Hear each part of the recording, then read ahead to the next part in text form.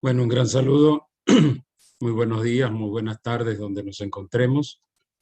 Realmente para mí es una alegría el poder compartir con ustedes algunos elementos que nos indican un camino hacia esa formación, especialmente dentro de los liderazgos populares de América Latina y el Caribe. Y sobre todo uno como obispo también en el ámbito de un aprendizaje, de recordar tantas cosas que a través de la moral social y a través de la misma ética social, pues uno ha ido tratando de comprender.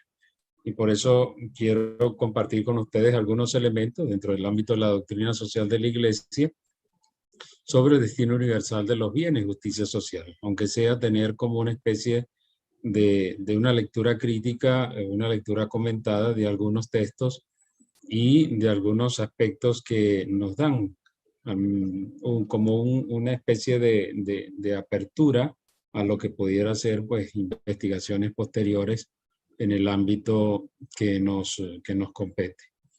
Hoy en Maracaibo pues amanecimos con muchos problemas de internet, al menos en mi casa, y tuve que venir a otro sitio. Disculpen por eso un poco el hecho de que vaya apresurado y el poder mirar tres cosas en este ámbito en estos minutos.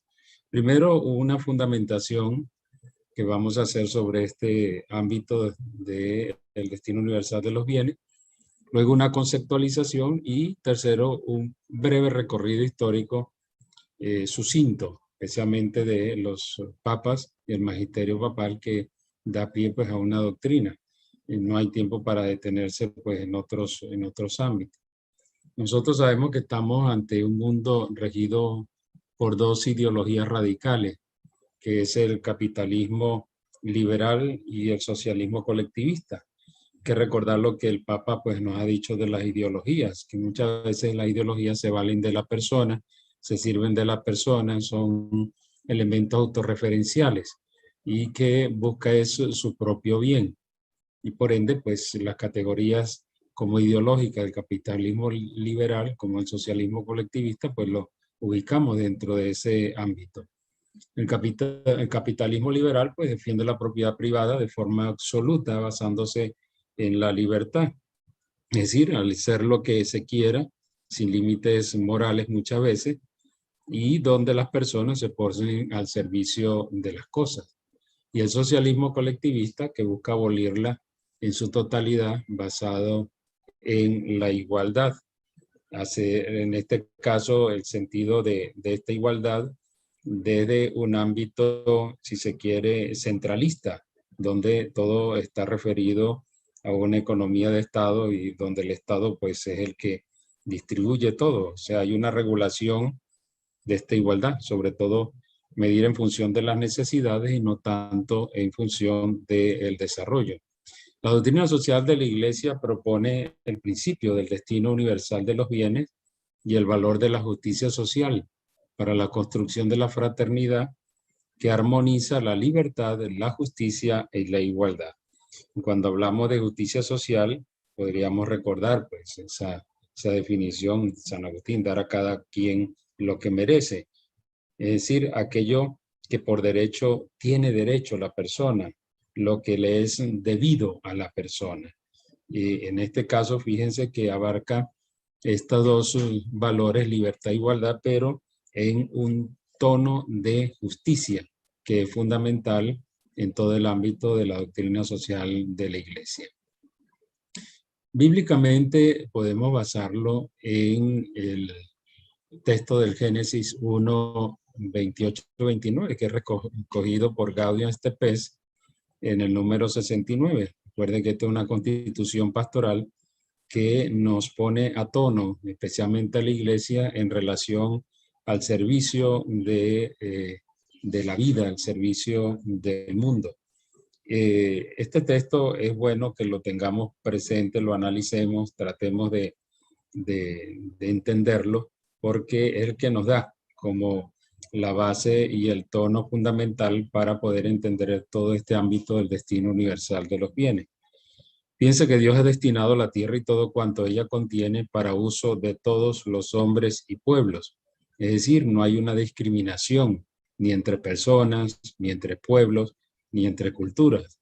De modo que los bienes creados deben llegar a todos en forma equitativa. Cuando hablamos de forma equitativa es en igualdad de oportunidades, porque ese es el problema que tenemos muchas veces. Se dan ciertas igualdades, pero no de oportunidades. En igualdad también de responsabilidad.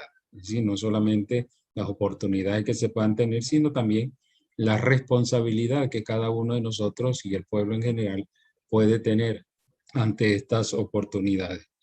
Bajo la guía de la justicia, es decir, bajo la guía de un orden ético, aquello que es suyo propio, pues merece también que sea de todos. Y esto es fundamental. Y el acompañamiento de la caridad. Entrar al principio del amor, entrar al principio de la donación, como nos decía el Papa Emérito Benedicto XVI, el sentido del don. Fíjense que entonces aquí en estas tres líneas hay todo un contenido que implica también unos valores que son muy queridos para la iglesia, especialmente la justicia, la equidad y la caridad, que son elementos fundamentales en la vida de las personas. Cualesquiera que sean las formas de propiedad adaptadas a las instituciones legítimas de los pueblos, entonces entra aquí el marco legal, el ordenamiento jurídico, según las circunstancias diversas y cambiantes, entra aquí también el ámbito de lo evolutivo, es decir, de la parte también de la temporalidad. Hay que tener siempre en cuenta este destino universal de los bienes. Por lo tanto, el hombre, al servicio de esos bienes, debe considerar las cosas externas que posee legítimamente, es decir, que se ha ganado y la manera de ganarla es a través del trabajo, que es la realidad para obtener lo que en justicia merece, y no solo como suyas, sino también como comunes, en el sentido de que han de aprovechar no solo a él, sino también a los demás. Fíjense que se abre el campo al ámbito del compartir y también al ámbito de la solidaridad. Por lo demás, todos los hombres tienen el derecho a tener una cantidad de bienes suficientes para sí y para los suyos. Es decir, estos bienes suficientes significa que le permite una vida digna en el presente y abierta hacia el futuro, especialmente en función de la prole, que es el problema que tenemos en nuestros países, donde realmente no hay una calidad de vida y por lo tanto tampoco hay un trabajo digno y mucho menos una remuneración digna. Entonces aquí entrarían varios valores: la igualdad, la justicia, la equidad, el trabajo digno, la remuneración justa, la temporalidad en un sector evolutivo y todo el proceso de desarrollo. El Papa también, Juan Pablo II, en Centésimos Agnus, en el número 31, nos habla de esa fuente de donde procede todo, que es el amor de Dios. Es decir, Dios es fuente del bien fundamentado en el amor. Es decir, pone todo a nuestra disposición y pone todo a nuestra disposición sencillamente porque nos ama y ha confiado a nosotros. Y por eso utiliza estos dos elementos, el Papa, que es el sentido del trabajo, ¿verdad? Algo justo, algo también que es regulado, que significa también realización personal, y el sentido del goce de sus frutos, ¿verdad? Porque tiene derecho en cuanto a que se ha esforzado en función de crear, de generar una creación, porque el trabajo es creación. Entonces Dios ha dado la tierra a todo el género humano para que ella sustente a todos sus habitantes.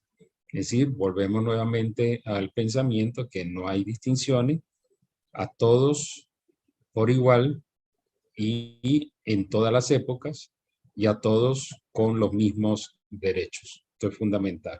Entonces, el destino universal de los bienes satisface las necesidades de la persona y también de la sociedad, y también es considerado como el primer don de Dios para el sustento de la vida humana. Es decir, no es el destino universal de los bienes no es una creación del ser humano o de un entramado jurídico, sino sencillamente es un don, es una gratuidad de Dios. Entonces entra al mundo también, si se quiere, de lo axiológico, al mundo de los valores, al mundo espiritual y al mundo de lo cualitativo y no tanto en el ámbito de lo cuantitativo. Aquí encontramos entonces este primer rasgo, que es el acto de creación.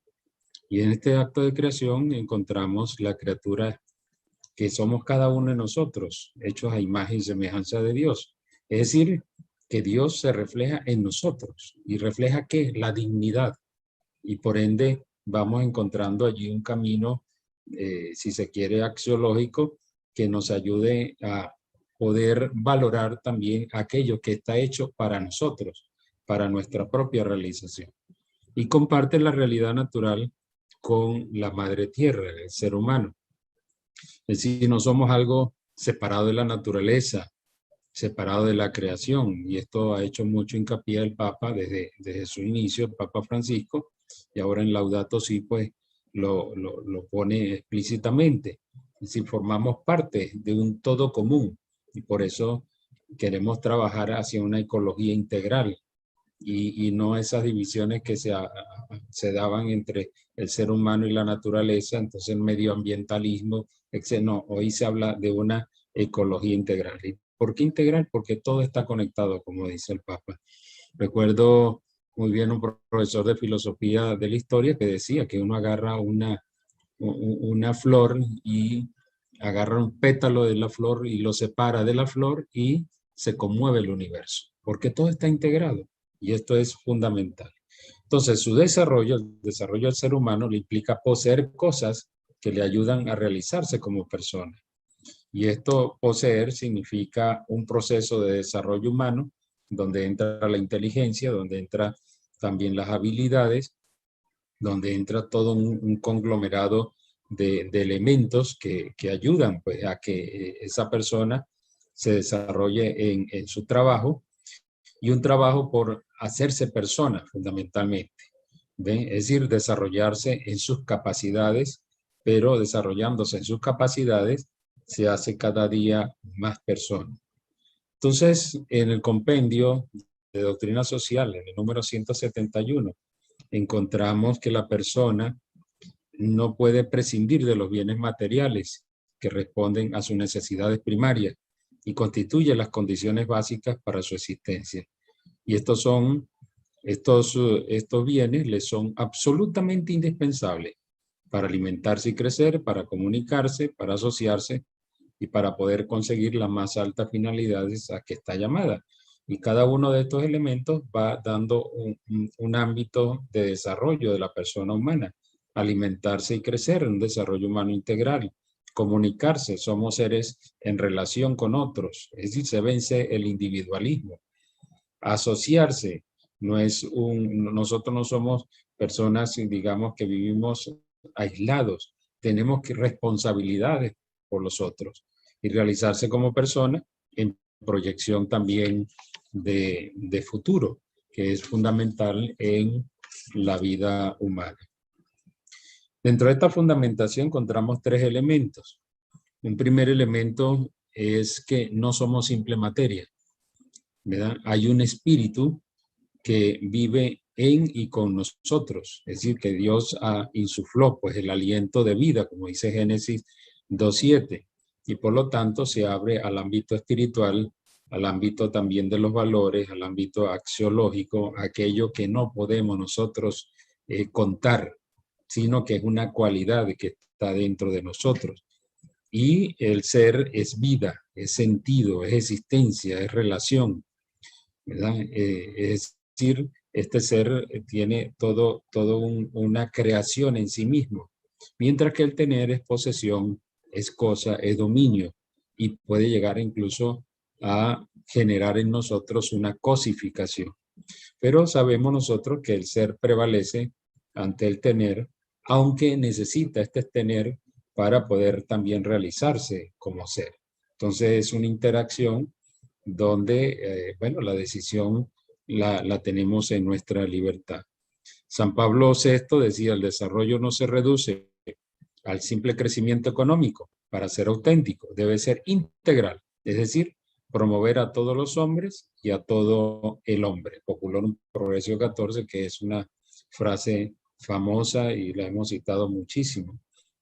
Este ser integral implica más que crecimiento económico que va solamente al ámbito del tener, al ámbito de los números, como hemos visto, pero implica sobre todo ese ser integral el ámbito del desarrollo, es decir, un avance a un estado mayor de realización de la persona humana, que tiene implicaciones, muchos otros elementos que van más allá del tener, como lo decíamos, también el ámbito espiritual, el ámbito de los valores y todo aquello que muchas veces no es contable. Es claro al sentenciar que la búsqueda exclusiva del poseer se convierte en un obstáculo para el crecimiento del ser y se opone a su verdadera grandeza. Para las naciones como las personas, la avaricia es la forma más evidente de un subdesarrollo moral. El mismo número nos advierte esto. Hoy día la avaricia la podemos llamar la corrupción, el cerrarse a los otros, el usar la inteligencia para transgredir el orden justo, y esto es fundamental tenerlo presente, y yo creo que dentro de los liderazgos que hay en América Latina, pues siempre se está en forma de denuncia estos hechos de avaricia, tanto en personas como también en gobiernos. Ahora la iglesia podríamos nosotros asumirla desde distintos ámbitos. Antiguamente la iglesia disponía del mundo, ¿verdad? Daba un orden, digamos. Si vemos nosotros en Gaudium et Spes, encontramos la autonomía de lo temporal. ¿Por qué? Porque la iglesia hoy sirve al mundo, es servidora del mundo. Hay que recordar que ya en la Constitución Dogmática Lumen Gentium, en el capítulo 1, nos habla de la iglesia como sacramento universal de salvación. Y ahí entraría el sentido de gracia, el sentido espiritual, el sentido de ese dinamismo que Dios le imprime. Pero en el capítulo 2 nos habla del pueblo de Dios, que es la dimensión histórica, la dimensión concreta, la dimensión evolutiva, es decir, entrar en la temporalidad y en la cultura que está inmersa en esa temporalidad. Esto es fundamental entenderlo. Y se hace pues una unidad de sentido, que es lo que hoy el Papa está tratando de rescatar, sobre todo del Vaticano II, y ahora con el signo de la sinodalidad, y con nosotros en el ámbito de América Latina y el Caribe, con la Asamblea Eclesial para América Latina, ahora en Ciudad de México y en toda América Latina virtualmente, pues estamos tratando de impulsar ese sentido eclesial que abarca todo el pueblo de Dios. Entonces, la iglesia lo que hace es caminar con la humanidad, es decir, vive sirviendo a la humanidad, vive como servidora del mundo e impregna a la realidad del evangelio desde la dimensión social de la evangelización. Sí les pediría que en algún momento Evangelii Gaudium, el capítulo 4, pudieran leerlo. Es decir, en un sentido de cómo el evangelio va permeando también toda esa dimensión social, sin constringir, sino sencillamente alimentando aquellos elementos que den vida y que hagan que la realidad social pues tenga un nuevo sentido en el ámbito de un desarrollo y el ámbito también de una ecología. Nos dice el compendio en el número 34 que la revelación en Cristo del misterio de Dios, amor trinitario, está unida a la revelación de la vocación de la persona humana al amor. Y esta revelación ilumina la dignidad y la libertad personal del hombre y de la mujer y la intrínseca sociabilidad humana en toda su profundidad. Es casi como una síntesis de lo que se ha dicho. Entonces, el principio universal de los bienes se vive como signo de fraternidad en la justicia, que va más allá de la equidad para convertirse en solidaridad.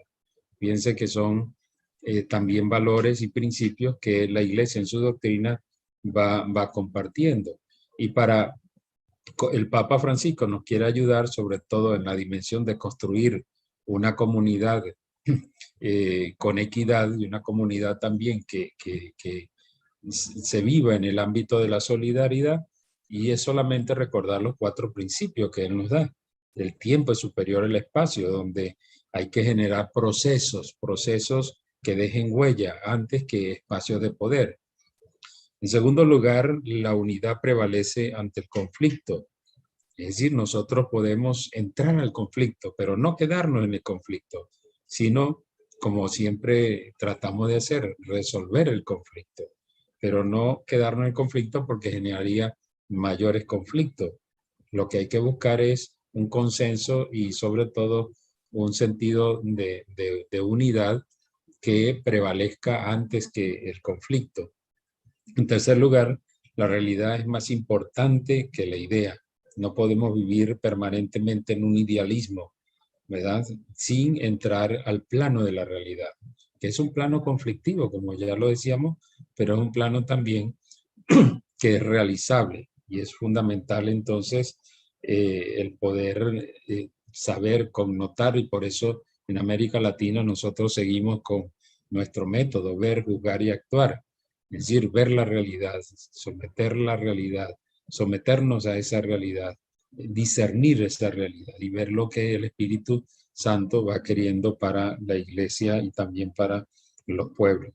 Y en cuarto lugar, el todo es superior a la parte. Si la totalidad nos permite entrar a lo integral, a lo que está conectado, a todos los elementos que están conectados. Ahora 7, vamos a decir así, dentro del ámbito conceptual que podemos encontrar en el Compendio de Doctrina Social, el número 171-84, 7 implicaciones que están dentro del ámbito del destino universal de los bienes y la justicia social. Primero, que es una implicación como consecuencia y efecto del bien común. Es decir, el bien común es fundamental, es algo que es de todos, pero también es algo que lo tenemos que construir entre todos. Es decir, los bienes están destinados a todos. Si hay algo que es de todos, eso está destinado, pues, por lo tanto, a todos. Y nadie puede asumir, como pasa muchas veces en la corrupción, que se roban, pues, los dineros o bien las pertenencias que es de todos. Y se aplica al bien común, es decir, soy destinatario de los bienes. Y esto es fundamental que lo tengamos nosotros bien claro. En segundo lugar, es un derecho natural y no positivo, inherente a la persona concreta, a toda persona respecto a cualquier intervención humana sobre los bienes, a cualquier ordenamiento jurídico, sistema o método socioeconómico, es decir, es un derecho originario. Y al decir que es un derecho natural, está en la persona como persona, no es algo que lo determine un orden jurídico, un entramado jurídico, sino ya la persona, por ser persona, ya ahí está ese derecho natural de poder también tener lo necesario, indispensable y oportuno para una vida digna. Dice Populorum Progressio, todos los demás derechos, sean los que sean, comprendidos en ellos, los de propiedad y comercio libre, están subordinados al destino universal de los bienes. No deben estorbar, antes al contrario, facilitar su realización, y es un deber social grave y urgente hacerlos volver a su finalidad primera. Más claro, no puede ser el Papa San Pablo VI en Populorum Progressio.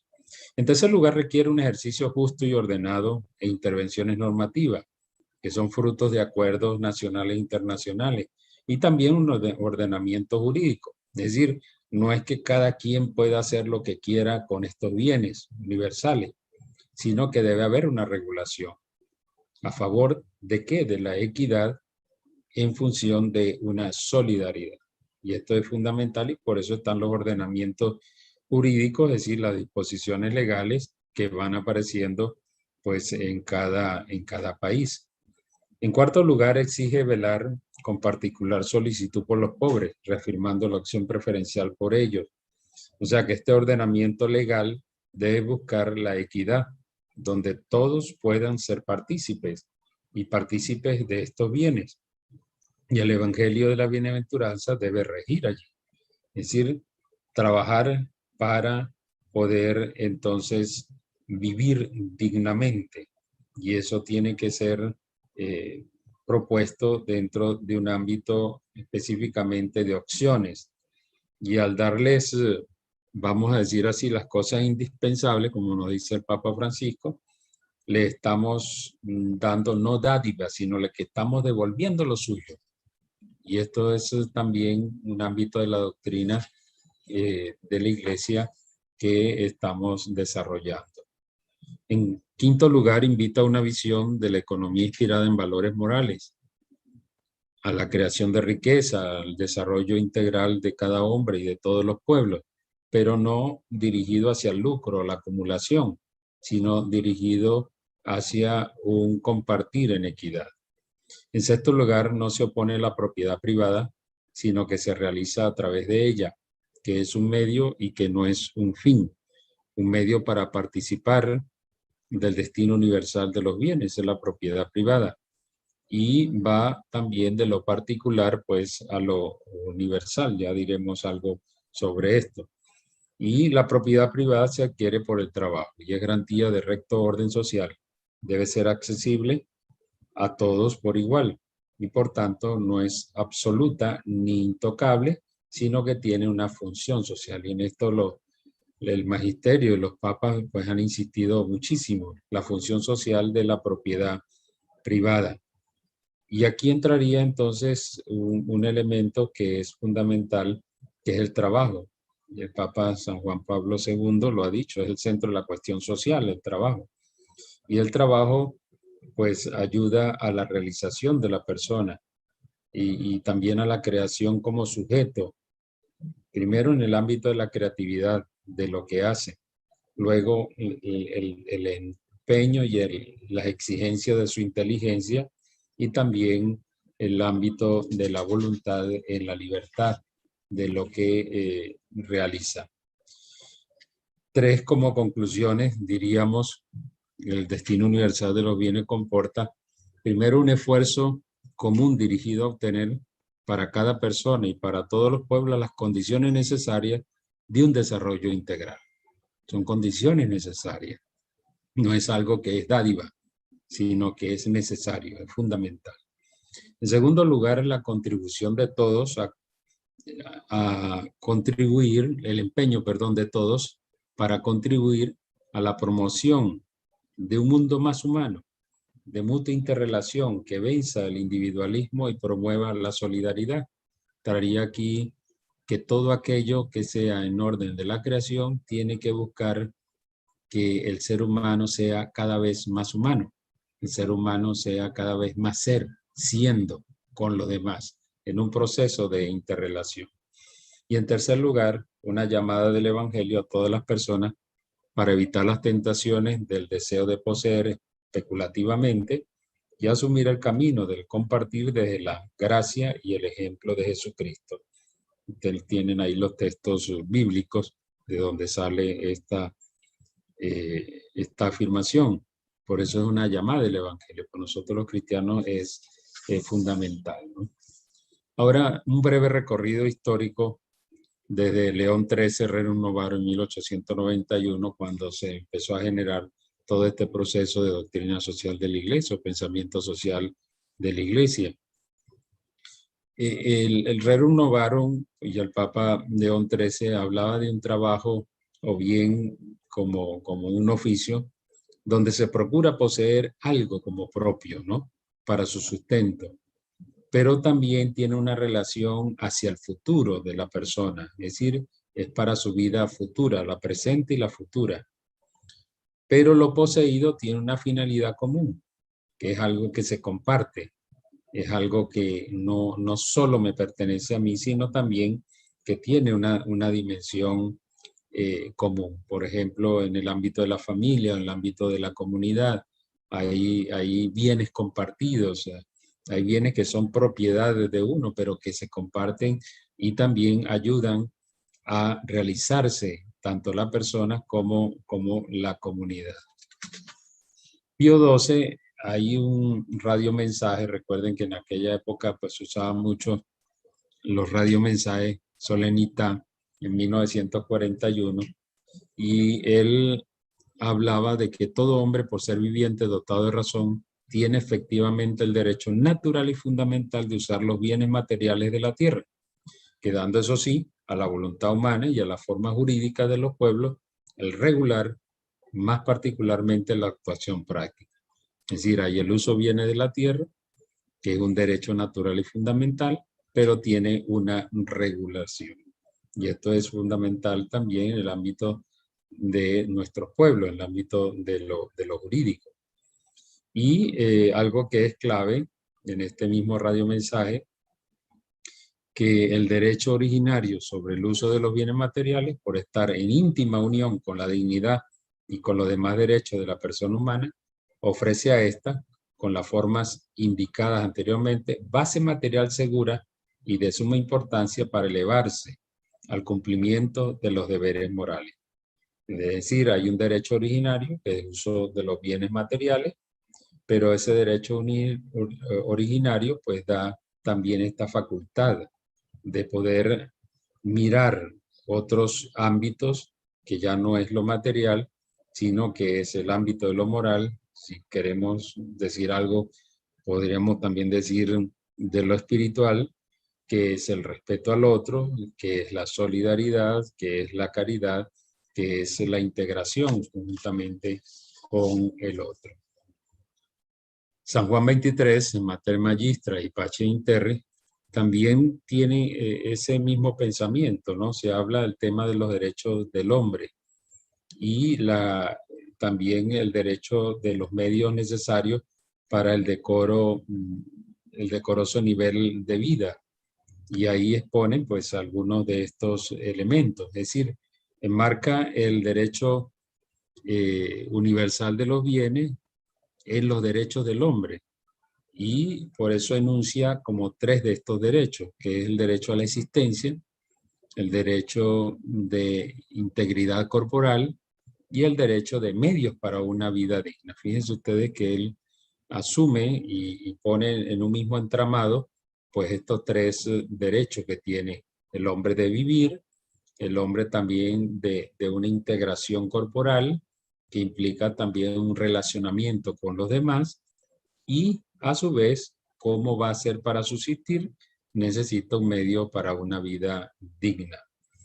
Sin embargo, dice, a este derecho le corresponde el deber de convivir con los demás haciendo el bien.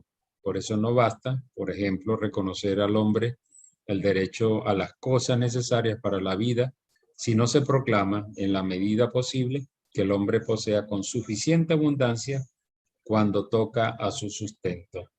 Es decir, la medida no es solo lo necesario e indispensable, sino lo suficientemente abundante para una vida actual como también una vida futura.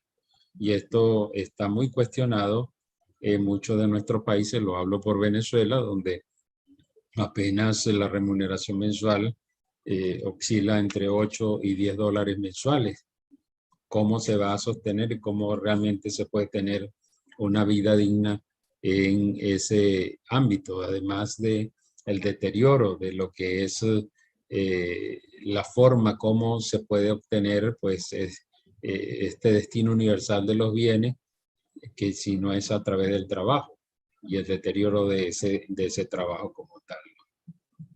San Pablo VI, en la Populorum Progressio, nos está indicando primero que la creación es para el hombre, y el hombre tiene que aplicar su esfuerzo inteligente para valorizarla, es decir, darle un valor. Y esto implica ir más allá de una simple utilidad.